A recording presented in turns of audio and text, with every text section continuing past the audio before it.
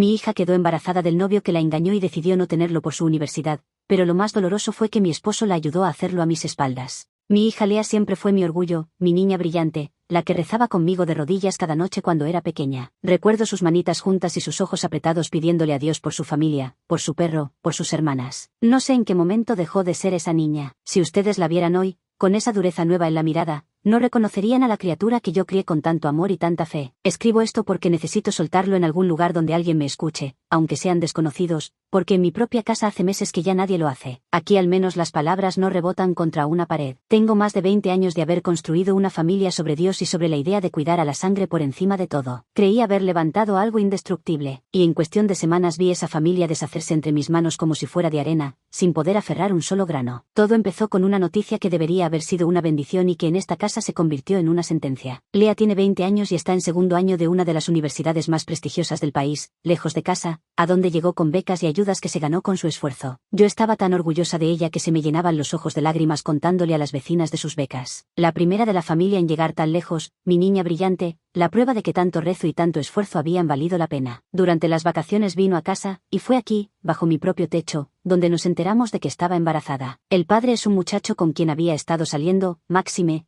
a quien descubrió engañándola con otra. Ella lo dejó por eso, y hace bien una mujer en no tolerar una traición, en eso jamás le discutiría. Yo misma la abracé cuando lloró por el engaño, le dije que merecía algo mejor, que Dios le tenía guardado un buen hombre. Pero de esa relación quedó una criatura, mi primer nieto. Para mí era una vida que empezaba. Para ella, según sus propias palabras, un problema por resolver. Una tarde, en la mesa de la cocina, sin que le temblara la voz, lo dijo en voz alta por primera vez. 10 semanas de embarazo tenía ya, y hablaba de abortar como quien decide devolver un abrigo que no le entró. Yo dejé caer la cuchara y sentí que el mundo se detenía. Nosotros somos una familia católica, de misa cada domingo, de rosario en cuaresma, de bendecir la mesa antes de comer. Yo siempre creí que eso significaba algo firme, una roca que no se negociaba ante nada. Creí que éramos de esas familias donde la vida y la fe iban primero, donde uno se sacrifica por lo suyo sin dudarlo. Por eso, cuando escuché a mi hija hablar de deshacerse del bebé como quien habla de cancelar una cita, sentí que el piso se abría debajo de mí. Pero el golpe más duro, el que de verdad no vi venir, no fue de ella. Fue de mi esposo Antoine, el hombre con quien me arrodillé en el altar hace más de 2 décadas a prometer una vida de fe y familia. El mismo que rezaba conmigo, el que cargó a nuestras hijas al bautismo, el que juró educarlas en el temor de Dios. En lugar de ponerse a mi lado, empezó a justificarla, a racionalizar sus intenciones, repitiendo una y otra vez lo mismo. No quería ver la vida de Lea arruinada. Había que apoyarla, según él, y detrás de él, como su sombra, moviendo los hilos, estaba mi hija mayor, Charlotte, de 22 años. Desde el primer minuto se puso del lado de su hermana y de su padre, en contra mía. Fue ella la que consiguió la clínica, la que organizó el viaje, la que convenció a su padre. Sin Charlotte, a veces pienso, nada de esto habría avanzado tan rápido. Yo no me quedé de brazos cruzados llorando. Quiero que quede claro. Busqué soluciones, ofrecí todo lo que una madre puede ofrecer. Le propuse a Lea transferirse a una universidad estatal cerca de casa. Yo reduciría mi trabajo a medio tiempo para ayudarla, y criaríamos juntas a ese bebé mientras ella terminaba sus estudios. Le abrí las puertas de mi casa y de mi vida entera. Su respuesta fue mirarme como si yo le hubiera propuesto una locura, casi con lástima. Me dijo que ni de broma iba a cambiar su universidad de prestigio por una a la que, según sus palabras exactas, entra cualquiera, que había una diferencia enorme y no pensaba renunciar a su futuro por un bebé. Le dije entonces algo más simple, apenas una verdad. Las acciones tienen consecuencias. Por decir eso, Charlotte me gritó llamándome fanática, loca, acusándome de juzgar a su hermana. En mi propia sala, mis 2 hijas y mi esposo mirándome como si la equivocada, la cruel, fuera yo. Aún así no me rendí. Hice lo único que me quedaba, la última oferta que salía de lo más hondo de mi corazón. Le rogué que, si de verdad no quería ser madre, me dejara a mí criar a esa criatura. Le dije que yo lo adoptaría y lo criaría como mío. Sería mi hijo, y ella podría seguir con su vida y su universidad sin cargar con nada. Solo le pedía una cosa, por lo que más quisiera, no quitarle la vida. Se lo ofrecí con lágrimas en los ojos, dispuesta a criar un bebé a mi edad, a empezar de nuevo con pañales y desvelos con tal de que esa alma viviera. Pensé que esa era la salida perfecta, la que dejaba a todos contentos, la que nadie podría rechazar. Pero mi hija me miró y fue tajante. No quería estar embarazada de ese bebé, no pensaba pasar por eso, se iba a deshacer de él, y yo tenía que aceptarlo. Cuando le insistí en asumir la responsabilidad de sus actos, me clavó las palabras que todavía hoy me sangran. No quería terminar como yo. Solo tenía 20 años. La maternidad, para ella,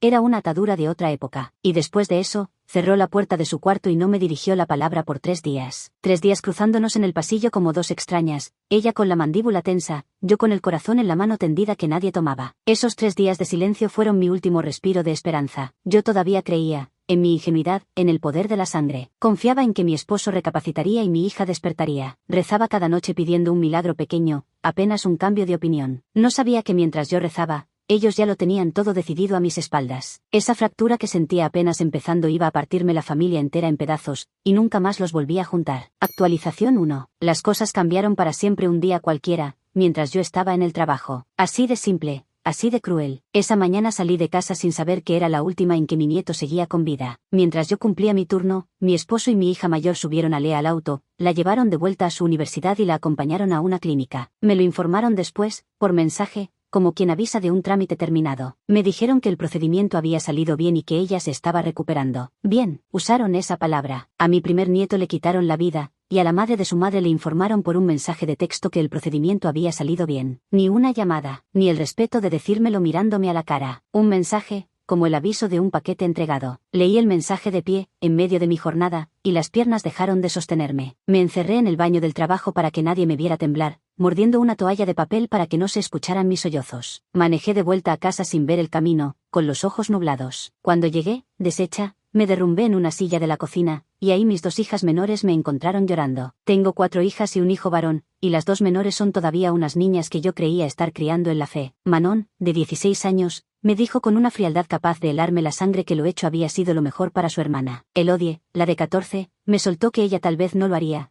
pero era el cuerpo de Lea y su decisión, así que yo debía superarlo. Superarlo. Usó esa palabra una niña de 14 años, como si se tratara de un vaso roto y no de mi nieto, de la primera criatura que iba a llamarme abuela. En esa cocina me sentí más sola de lo que me había sentido en toda mi vida. Ahí entendí que no había perdido solo a un nieto. Tenía 4 hijas convencidas por el mundo de un derecho del cual enorgullecerse, el de crear una vida y luego terminarla. A mi hijo varón, el más pequeño, ni siquiera me atrevía a hablarle del tema. ¿Cómo se le explica a un niño que su hermana mayor decidió que su sobrino no naciera, y que su padre la ayudó? No encontré las palabras, así que callé, y ese silencio también me pesa. Muchas personas me escribieron cuando conté todo esto por primera vez, y les agradezco de corazón a las que rezaron por mí, pero debo confesar que hubo comentarios muy difíciles de leer. Había gente señalándome como la culpable, tratándome de madre anticuada, diciendo que empujé a mi hija con mi rigidez. Algunos eran crueles, me decían que ojalá me quedara sola, que las madres como yo merecían perder a sus hijos. Cada una de esas palabras se sumaba al peso que ya cargaba, hasta volverlo casi imposible de sostener. Porque lo peor de todo, algo que no me animo a decir en voz alta ni en misa, es lo que sentí en esos días, algo jamás imaginado en mí. Sentí que Jesús y la Virgen, a quienes les recé toda mi vida, me habían soltado la mano. Recé toda esa semana pidiendo que salvaran a esa criatura, prometí ayunos, prometí penitencias, ofrecí lo que fuera con tal de un milagro pequeño. Y la criatura no se salvó. No fui escuchada, o al menos así lo sentí, y esa sensación es una herida que todavía no cicatriza. Por primera vez en mi vida, me arrodillé, junté las manos como me enseñaron de niña, y sentí que le hablaba a una pared. El silencio del cielo esa noche fue más frío que todo lo demás. Si ni él me escuchaba, me pregunté, ¿quién me quedaba? Y todavía no imaginaba que la persona que prometió amarme ante Dios estaba a punto de terminar de romperme. Actualización 2. Pasaron algunas semanas desde aquel día y lo que vino no fue calma, sino una herida nueva encima de la anterior. Yo pensaba que, pasado el horror, al menos habría silencio, un duelo callado. Me equivoqué. Mis 2 hijas mayores, Lea y Charlotte, no solo no se arrepintieron, sino que convirtieron lo que pasó en una bandera. Se volvieron activistas, de esas que salen a las calles. Un día una conocida de la iglesia, con toda la delicadeza del mundo, me mostró una fotografía en su teléfono, insegura de si debía hacerlo. Me dejó sin aire durante horas, con el teléfono temblándome en la mano. Era Lea, mi Lea, la misma niña de las manitas juntas, en una gran manifestación en la ciudad, sonriendo a la cámara. En sus manos, en letras grandes de colores, un cartel donde había escrito que su aborto había sido la mejor decisión de su vida. La mejor decisión de su vida. No la mejor entre opciones difíciles, no un mal necesario, sino un triunfo. Lo publicó para que todo el mundo lo viera, orgullosa, sonriente, posando, como quien muestra un premio ganado en una competencia. No pude quedarme callada. No era capaz. Era mi nieto del que ella hablaba con tanta ligereza ante miles de extraños que la aplaudían. Algo dentro de mí, el mismo instinto que la protegió toda su vida, me obligó a responder. Le escribí debajo de esa publicación, con respeto, recordándole todo lo que le había ofrecido, la universidad cercana, mi ayuda, la adopción, todo. Lo hice porque ella se pintaba ante miles de desconocidos como una pobre muchacha a la que la vida habría destruido, una víctima sin salida. Y era mentira. Yo le había tendido todas las redes posibles para que no cayera, una por una, y todas las había rechazado. ¿Saben qué hizo? Borró mi comentario en cuestión de minutos, como si mis palabras fueran basura, y después me advirtió que me cuidara con lo que decía o me bloquearía de sus redes para siempre. Mi propia hija,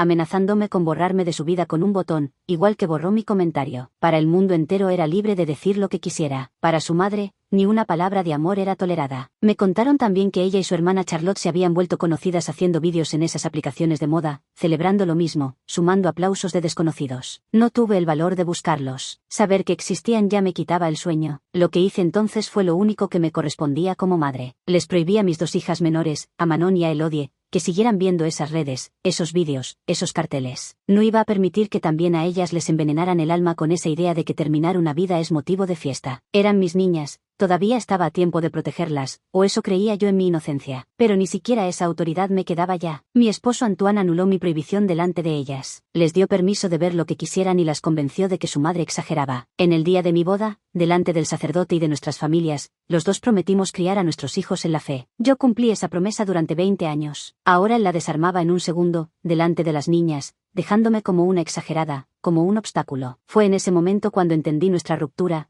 tan clara como si la hubiera visto escrita. Ya no estábamos en el mismo bando, ni cerca. El hombre de mi vida se había convertido en la cabeza de todo lo que yo combatía dentro de mi propia casa. Actualización 3. El conflicto con mi esposo no hizo más que crecer con los días, y llegó a un lugar al que yo nunca imaginé que llegaríamos en más de 20 años juntos. Una noche, sin levantar la voz, con una serenidad más aterradora que cualquier grito, Antoine empezó a hablar de divorcio. La palabra que en mi familia jamás se había pronunciado, la que yo creía imposible en un matrimonio bendecido ante Dios, empezó a aparecer en nuestras discusiones. Me acusó de ser una madre poco comprensiva, culpó a mi rigidez de destruir a la familia, dijo no poder vivir con alguien incapaz de apoyar a su propia hija. Es decir, que la culpa de todo, según él, la tenía yo por negarme a aplaudir la muerte de mi nieto. Le respondí lo único que mi corazón sabía responder. Nosotros somos católicos, y los católicos no nos divorciamos. Eso fue lo que juramos ante Dios. Él me miró como si le hablara en un idioma muerto, con una lástima que me humilló más que cualquier insulto. Para el hombre con el que crié 5 hijos, mi fe se había vuelto una rareza incómoda, una manía de vieja. La casa se partió en 2 bandos, y yo quedé sola en el mío. De un lado estaban él, Lea y Charlotte, unidos, seguros, modernos. Del otro lado estaba yo,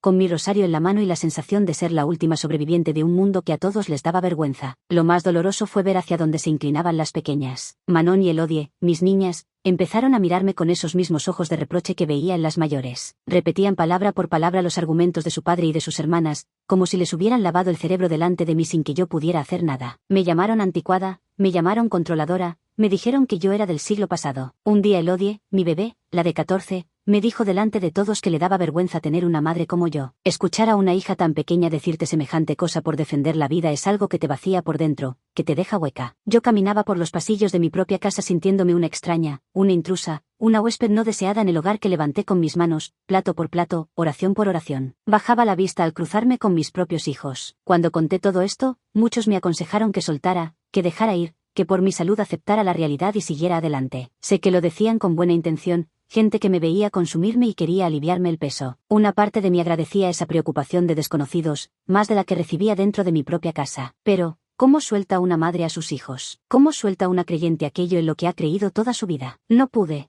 no supe hacerlo. En lugar de soltar, me aferré todavía más fuerte a lo único que me quedaba, que era la oración. Pasaba horas de rodillas pidiendo que el Señor les ablandara el corazón, que los trajera de vuelta al camino. Me decía a mí misma que la fe mueve montañas, que si rezaba lo suficiente, con la insistencia suficiente, mi familia entera volvería a mí sana y creyente. Me aferraba a esa idea como un náufrago a un tronco, porque soltarla significaba aceptar que los había perdido de verdad. Todavía no entendía que hay fechas en el calendario capaces de deshacer a una persona, y que se acercaba una que iba a doblarme las rodillas de una manera nueva. Actualización 4. Llegó el mes en que, si todo hubiera sido distinto, mi nieto habría nacido. Nadie en esta casa lo marcó en el calendario, nadie lo mencionó, para todos era un día común. Solo yo lo llevaba grabado en el pecho, contando los días hacia una fecha que para el resto no significaba nada. Y déjenme contarles cómo imaginé ese día, porque lo imaginé 1000 veces. Me lo pasé pensando que a estas alturas mi hija ya debería estar con una pancita enorme, acomodando las últimas cosas de una habitación de bebé, eligiendo colores, doblando ropita minúscula. Pensé que quizás el bebé habría llegado un poco antes, y que ella estaría en el sofá dándole de mamar, mirándolo con esos ojos de madre primeriza que lo son todo. Me imaginé cargándolo yo, mi primer nieto, sintiendo su peso tibio en mis brazos un domingo por la mañana. Me vi prometiéndole en voz baja llevarlo a la iglesia, enseñarle a rezar, comprarle su primer par de zapatos, tejerle un abrigo para el invierno. Cada detalle de esa vida imaginada me lo inventé hasta el cansancio, pero nada de eso ocurrió. No hubo pancita, ni habitación, ni zapatos, ni bautizo. Mi nieto no está, y no va a estar nunca. Todo lo que imaginé se quedó del otro lado de una decisión que se tomó sin mí y contra mí. A veces me pregunto si habría sido una nieta de rizos a la que un día le habría cosido el vestido para sus 15 años, o un varoncito travieso al que le habría gustado el fútbol y al que yo habría malcriado con dulces a escondidas, como solo una abuela sabe hacerlo. Le habría contado los cuentos que le contaba a sus tías, le habría enseñado las mismas oraciones. Me quedo mirando la nada durante horas, imaginando esa vida completa, con su nombre, su risa y su futuro, que existió apenas unas semanas dentro de mi hija y que ya no existirá jamás en ninguna parte. Es un duelo raro, el de llorar a alguien que casi nadie más considera que llegó a existir. No hay tumba donde dejar una flor, no hay foto para poner en la repisa, no hay nombre que otros recuerden. Solo yo lo lloro, y a veces siento que si dejo de llorarlo, desaparecerá del todo, como si nunca hubiera sido. Junté fuerzas durante días y por fin la llamé, buscando aunque fuera un gesto de humanidad, una grieta por donde volver a encontrarnos. Necesitaba ver que en algún rincón seguía mi niña. Le pregunté cómo pensaba explicarle todo esto a sus propios hijos el día de mañana. Ella puso los ojos en blanco, con ese gesto capaz de clavarme un puñal cada vez, y me contestó lo impensable. Nunca va a tener hijos. Prefiere viajar, tener una carrera, tener dinero. Los niños, para ella, son una molestia. Y volvió a decírmelo, que no quiere terminar como yo. Esa frase me partió en dos ahí mismo, delante de ella. Que la maternidad, lo más sagrado que conozco, el sentido de mi vida entera, fuera para mi hija el ejemplo de un fracaso a evitar. Yo dediqué mi vida entera a ser una buena madre, una buena creyente, a hacer las cosas como Dios manda, y mi propia hija usa mi vida como el ejemplo de todo lo que no quiere ser. En ese momento comprendí una verdad todavía más grande y más terrible que el aborto mismo. No solo había perdido a un nieto, estaba perdiendo, uno por uno, en cámara lenta, a todos los hijos que traje al mundo, y no había nada que yo pudiera hacer para detenerlo. Actualización 5. Los meses siguieron pasando y la distancia entre mis hijas y yo se volvió un abismo que ya no supe cómo cruzar. Lea y Charlotte se hundieron cada vez más en ese activismo. Viajaban a marchas en otras ciudades, organizaban charlas, coleccionaban seguidores. Se volvieron radicales, de las que viven para la causa, de las que ya no distinguen a su propia madre de un enemigo. Apenas contestaban mis mensajes, y cuando lo hacían era para reprocharme algo. Dejé de ser su madre para convertirme en el símbolo de todo lo que ellas combaten, la vieja del rosario, la que no entiende los tiempos nuevos. Y lo que más me duele confesar es que las pequeñas, Manon y Elodie, empezaron a seguir exactamente los mismos pasos. Repetían sus consignas de memoria, admiraban a sus hermanas mayores como si fueran heroínas, colgaban sus fotos, imitaban su forma de vestir y de hablar. Veían en Lea y en Charlotte el modelo exacto de mujer que querían llegar a ser, y a mí, el ejemplo de lo que no. Yo las miraba en la mesa, riéndose de cosas que no entendía, hablando un idioma que no era el mío, y veía 4 desconocidas donde antes había 4 niñas que se persignaban conmigo y me pedían la bendición antes de dormir. El cambio había sido tan lento y tan total que no supe en qué momento ocurrió. Me pasaba las noches en vela haciéndome la misma pregunta, una y otra vez, hasta el agotamiento. ¿Dónde me equivoqué? ¿En qué momento fallé criándolas? Yo les enseñé el valor de la vida, el amor a Dios, la importancia de la familia. Las llevé a misa, les enseñé a rezar, les hablé de la fe todos los días de sus vidas. Hice todo lo esperado de una madre creyente, todo lo que mi madre hizo conmigo y mi abuela con ella, generación tras generación. La misma fe, las mismas oraciones, la misma mesa bendecida. Y en una sola generación, la cadena se rompió en mis manos. A veces pienso que fue el mundo, que es más fuerte que una madre sola. A veces pienso que fui yo. Esa duda me despierta a las 3 de la mañana y me deja mirando el techo hasta el amanecer. Es una tortura que no le deseo a ninguna madre, la de preguntarte si el amor con el que criaste a tus hijos fue, de algún modo, lo que los alejó. La casa, que alguna vez estuvo llena de voces y de risas y de pasos corriendo por los pasillos, se fue quedando en silencio para mí. No el silencio de una casa vacía,